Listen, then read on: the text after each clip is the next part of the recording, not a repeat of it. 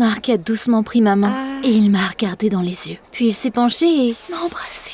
C'est quoi ce bordel? J'ai repoussé Marc et je me suis retournée. Derrière moi, il y avait... Mon copain? Tu m'as trompé. J'arrive pas à croire que t'as embrassé mon frère. Salut, je m'appelle Aurora. T'es probablement en train de me juger en ce moment même. Mais il ne faut pas tirer de conclusions hâtives. Laisse-moi te raconter mon histoire depuis le début. Ma mère est née dans une petite ville française. Elle est devenue magnifique en grandissant et elle rêvait de devenir mannequin. Donc, dès qu'elle a eu 18 ans, elle s'est installée à Paris. C'est là qu'elle a rencontré mon père. Ils sont tombés amoureux et bientôt, je suis née. Mon père nous a quittés juste après ma naissance. Et maman m'a élevée seule. Naturellement, ses rêves de carrière de mannequin ne se sont pas réalisés. Aurora, tu dois réaliser ton rêve. Je ressemblais beaucoup à ma mère. C'est pourquoi depuis que je suis petite, elle me traîne à des centaines d'auditions et de séances photos. Je ne voulais pas la décevoir, mais au fond, je voulais être plus qu'une belle poupée. Le soir, j'adorais venir à la scène, écouter mes chansons préférées, regarder Paris et chanter. Parfois, j'essayais même d'écrire des chansons. Chut, c'est un secret. Un jour, maman m'a amené à un autre casting de mannequin. Des chanteurs auditionnaient dans le pavillon à côté d'une autre. Pendant que j'attendais mon tour, quelqu'un a commencé à chanter ma ballade préférée. La chanteuse hurlait comme si un piano lui était tombé sur le pied. Je n'ai pas pu m'empêcher de chanter aussi. Quand j'ai atteint la note la plus haute, la musique s'est soudainement arrêtée. La seconde suivante, un agent a regardé dans le couloir. Qui chantait là? J'étais un peu gênée et je n'ai rien dit. Mais maman m'a tout de suite pointé du doigt. C'était Aurora. Avant que je me rende compte, l'agent m'a traînée à l'intérieur du pavillon. C'est qui? Barb, c'est Aurora. Elle va auditionner aussi. Ah, je suis parfaite. Pourquoi vous devriez écouter quelqu'un d'autre? J'ai réalisé que Barb était celle qui avait chanté plus tôt. Même si je me sentais timide, j'ai chanté la ballade que j'avais entendue plus tôt. C'est incroyable. Tu as un talent naturel. Voici ma carte de visite. Allez, appelez-moi demain. Quand on est sorti dans le couloir, j'ai trouvé le courage et j'ai enfin dit à maman que le mannequinat, c'était pas pour moi. J'aime vraiment chanter et je veux écrire des chansons. Ok.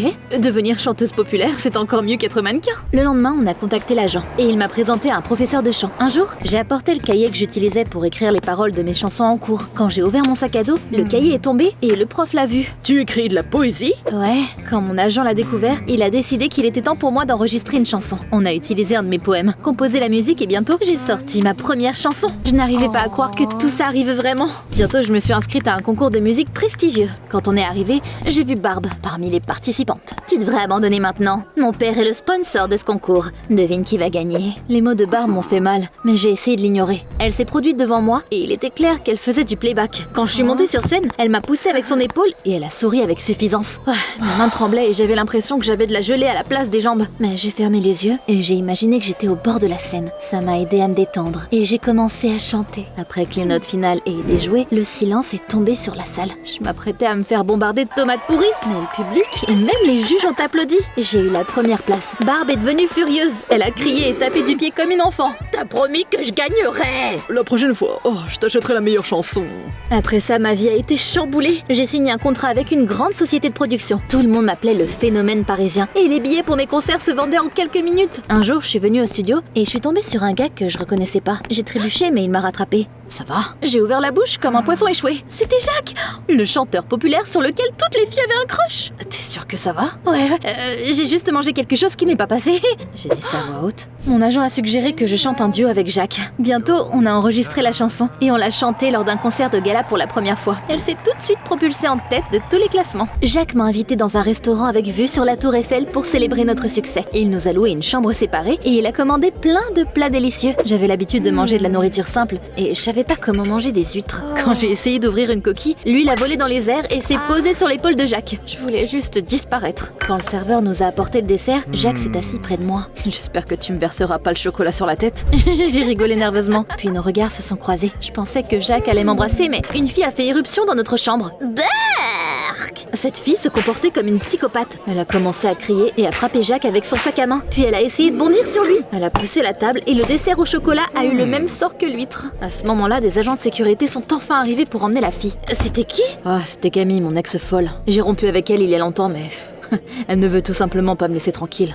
Peu de temps après, Jacques et moi nous avons commencé à sortir ensemble. J'avais l'impression d'être au sommet du monde. Jacques m'a emmené dans les endroits les plus stylés de la ville et il m'a offert des cadeaux coûteux. Mais Camille n'arrêtait pas de nous embêter. Par exemple, elle mettait un costume fait de brindilles pour se cacher dans les buissons et nous observer. Ou elle se déguisait en serveur pour se faufiler dans des soirées privées. Un jour, elle a même fait semblant d'être une ingénieure du son et elle a ruiné notre performance. Son comportement me semblait extrêmement bizarre. Quelque chose ne collait pas. Mais à chaque fois que j'essayais de parler d'elle à Jacques, il changeait de sujet. Bébé, ne t'inquiète pas pour ça. Tu te souviens quand j'ai dit que je me sentais au sommet du monde? Plus t'es haut, plus plus ça fait mal de tomber.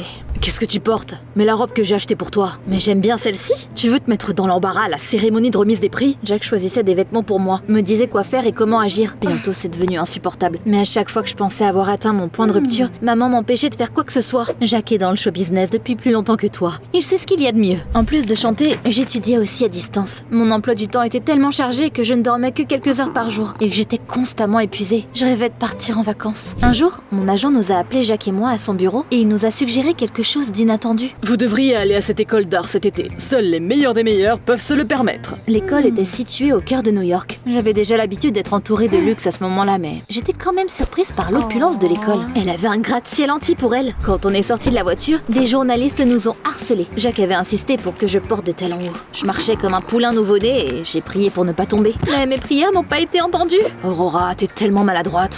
Je t'ai dit de porter des baskets. J'étais tellement indignée que je suis restée sans voix. Quand on est entré dans l'école, j'ai explosé sur Jack. Mais il ne s'est même pas excusé. J'étais tellement énervée que je lui ai pas parlé de la journée. Le soir, on est allé à un cours de chant. Mon agent nous attendait là-bas. Aurora, tout le monde en a déjà marre de ton image. Donc j'ai choisi un nouveau répertoire pour Jack et toi. Les nouvelles chansons étaient trop dynamiques pour moi. Quand j'ai commencé à chanter, je me sentais pas à ma place. C'est horrible! Aurora, tu gâches tout. La porte s'est soudainement ouverte et Barb est entrée dans la salle de cours. Oh, c'était bien la dernière personne que je voulais voir. Je pensais que quelqu'un avait marché sur la queue d'un chat, mais c'est juste Aurora qui chantait. Ton père t'a déjà acheté de nouvelles chansons? Occupe-toi de tes affaires, Aurora. J'arrivais pas à croire que Jack prenait le parti de Barb. C'était la dernière goutte d'eau pour moi et je suis partie. Je suis montée sur le toit et j'ai regardé New York. À ce moment-là, je voulais rien de plus que d'être au bord de la Seine. Soudainement, j'ai entendu des pas derrière moi. Je me suis retournée et je suis tombée sur un gars. Oh, désolée. Ne t'inquiète pas, j'aurais dû être plus prudent. Le gars s'appelait Marc. Il était danseur et il a admis que mes chansons l'avaient inspiré à lancer son propre spectacle de danse. On a bavardé pendant un moment, puis je suis allée dans ma chambre. Jacques m'attendait près de la porte. Bébé, je suis désolée. J'ai perdu mon sang-froid et je suis allée trop loin aujourd'hui. J'étais toujours énervée contre lui et je lui ai claqué la porte au visage. À ma grande surprise, quand je suis allée déjeuner le lendemain matin, j'ai vu Jacques et Marc assis ensemble. Il s'est avéré qu'ils étaient frères. Je suis désolée de ne pas t'avoir dit tout de suite. Je voulais juste voir la vraie toi. Aurora est la meilleure, n'est-ce pas, bébé? J'ai rien dit, mais Jacques m'a fait un câlin, espérant se rattraper. J'ai passé la semaine suivante à m'entraîner à chanter et à danser. Mais c'était toujours pas naturel. Un jour, la professeure de danse m'a même dit que je devrais faire comme Barb. Regarde ces mouvements. Toi, tu es en bois, comme Pinocchio. Je me suis enfin lâchée. C'est parce que ce genre de danse n'est pas pour moi. Arrête de faire des crises de colère et mets-toi au travail. On s'est encore battu avec Jacques et je suis sortie en trompe de la salle de classe. Là, quelqu'un m'a soudainement pris la main. Je pensais que c'était Jacques, mais quand je me suis retournée, j'ai vu Marc. Désolée pour Jacques. Même si c'est mon frère, il agit parfois comme un crétin. Le soutien de Marc était un rayon de lumière pour moi. Bientôt, des journalistes sont venus à l'école pour nous interviewer. Mais un costume qui correspond à notre nouveau style. Je n'avais pas l'intention de l'écouter et j'ai fait les choses à ma façon. Quand je suis arrivée à l'interview, Jacques avait l'air furieux. Mais il était trop tard pour changer. Ne faites pas attention à Aurora. Elle aime juste le style rétro. J'ai fait l'impression de voir Jacques sous un nouveau jour. Il ne se souciait pas du tout de mes sentiments. Tout ce qui l'intéressait, c'était sa réputation. J'ai soudainement eu l'impression de ne plus pouvoir respirer. Mon cœur battait la chamade. Le monde a bougé devant mes yeux, puis il a commencé à tourner et il s'est assombri. Je me suis réveillée dans l'aile médicale de l'école. L'infirmière a dit que j'avais eu une crise de panique et que je m'étais évanouie parce que j'étais trop stressée depuis trop longtemps. Tu dois te reposer quelques jours. Jacques attendait devant la porte, mais j'ai demandé à l'infirmière de ne pas le laisser rentrer. C'était bien la dernière personne que je voulais voir. J'étais épuisée ces derniers temps, alors j'ai appelé maman et je lui ai demandé de venir me chercher. T'es folle? Tu dois rester populaire. Mais je veux pas ça. D'abord, j'ai passé des années à essayer de faire de toi une mannequin. Puis quand tu as dit que tu voulais être chanteuse, je t'ai soutenue. Et maintenant tu vas arrêter? J'ai raccroché et j'ai éclaté en larmes, me sentant vide à l'intérieur. Mais Marc a comblé ce vide. Il est venu me voir et il m'a réconforté comme il l'a toujours fait. Ça ira mieux, tu verras. Marc a couvert ma main avec la sienne et je lui ai souri avec gratitude. Dès que je me suis sentie mieux, je suis sortie me promener dans la cour. Puis j'ai entendu des cris. Des gardes de sécurité essayaient d'expulser une fille. Laissez-moi passer, abruti! C'était Camille. J'ai décidé de comprendre ce qui se passait et j'ai demandé aux gardes de la laisser. On est parti de l'école pour parler en privé. Qu'est-ce que tu veux?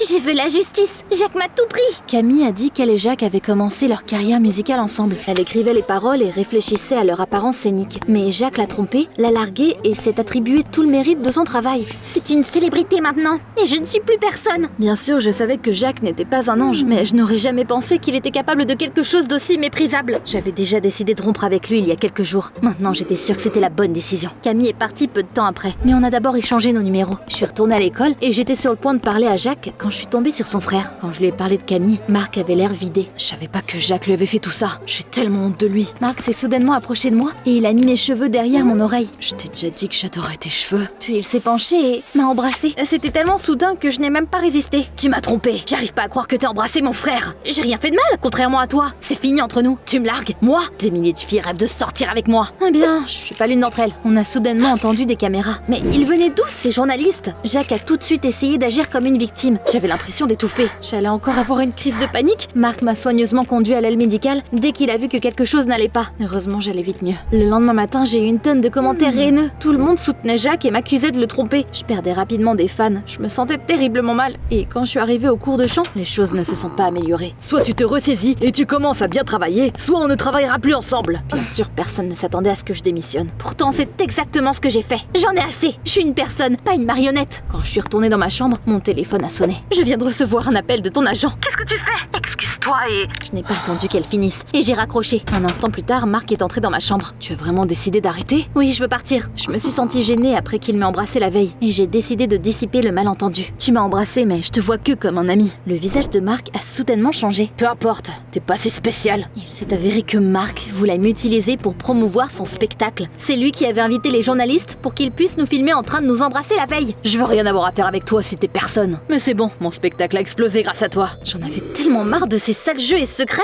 Après l'avoir expulsé de ma chambre, j'ai enfilé un sweat à capuche et des lunettes de soleil pour que personne ne me reconnaisse. Je n'avais nulle part où aller. Puis je me suis souvenue de Camille. Quand je l'ai appelée, elle m'a dit que je pouvais rester avec elle pendant un moment. Camille louait un petit appartement à la périphérie de la ville. Et elle avait 8 chats. J'espère que tu n'es pas allergique. Je m'entendais très bien avec les chats, surtout avec Moon, qui n'arrêtait pas de grimper dans mes bras. Je n'ai pas arrêté de recevoir des messages haineux sur tous les réseaux sociaux. Je sais pas ce que j'aurais fait sans Camille. Elle a été d'un grand soutien. Maman m'a appelé plusieurs fois, mais je voulais pas l'écouter me gronder. Et je n'ai pas répondu au téléphone. Un jour, j'ai vu Jacques aux infos. Il sortait avec Barbe. Pour une raison quelconque à ce moment-là, j'ai senti une vague d'inspiration. En une seule soirée, j'ai écrit une chanson qui racontait toute mon histoire. Waouh! Je peux te composer une musique pour ça. Tu dois la chanter. Camille a demandé une faveur à des amis d'un petit studio. Et bientôt, j'ai enregistré et posté la chanson. Quelques heures après, j'ai reçu des milliers de messages et de commentaires. Plus tard, j'ai reçu un appel d'une chaîne de télévision bien connue, me demandant si je voulais faire une interview. Avec Camille, on a dit la vérité sur Jacques à tout le monde. L'animateur était choqué et il a promis que notre interview sera bientôt diffusée. Quand je suis sortie, j'ai croisé ma mère. Elle avait les larmes aux yeux alors qu'elle jetait ses bras autour de moi. Chérie, je suis vraiment désolée. Et il s'est avéré qu'elle était tellement inquiète pour moi qu'elle s'était envolée pour New York il y a quelques jours. J'avais tellement peur quand tu ne répondais plus au téléphone. Je n'aurais jamais dû t'imposer mes rêves. Je ne te mettrai plus jamais la pression comme ça. Maman m'a serré dans ses bras et on s'est réconciliés. Après la sortie de l'interview, j'ai enfin arrêté de recevoir des commentaires haineux. Bientôt, les journalistes ont filmé Jacques en train de crier sur Barbe. Après ça, sa carrière s'est dégradée. Il a perdu ses fans et le père de Barbe lui a fait regretter d'avoir maltraité sa fille. Le spectacle de danse de Marc a aussi échoué. Donc les deux frères ont eu ce qu'ils méritaient. J'ai fait une pause et je suis retournée à Paris avec ma mère. Je venais souvent sur les rives de la Seine et j'écrivais des chansons personnelles, comme avant. Camille m'a laissé ramener Moon à la maison et elle a toujours été là pour moi. 6 mois plus tard, j'ai recommencé à donner de petits concerts et j'ai joué directement sur les quais. Moon venait souvent avec moi et tout le monde l'adorait.